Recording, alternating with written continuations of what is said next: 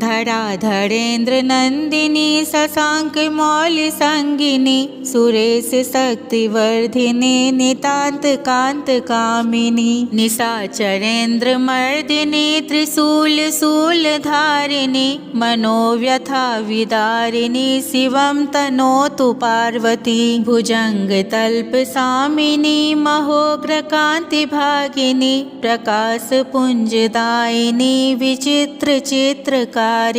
प्रचंड शत्रुधर्षिणी दया प्रवाह वर्षिणी सदा सौभाग्यदायिनी शिवं तनोतु पार्वती प्रकृष्ट सृष्टिकारिका प्रचंड नृत्य नर्तिका पनाक पानी धारिका गिरीश ऋग मालिका समस्त भक्त पालिका पीयूष पूर्ण वर्षिका कुभाग्य रेख मर्जिका शिवं तनोतु पार्वती तपश्चरी कुमारिका जगत्परा प्रहेलिका विशुद्ध भाव साधिका सुधा सरित प्रवाहिका प्रयत्न पक्ष पोषिका सदार्धि भाव तोषिका शनि ग्रहादि तर्जिका शिवं तनोतु पार्वती शुभं करी शिवं करी विभाकरी निशाचरी नभश्चरी धराचरी समस्त सृष्टि संचरी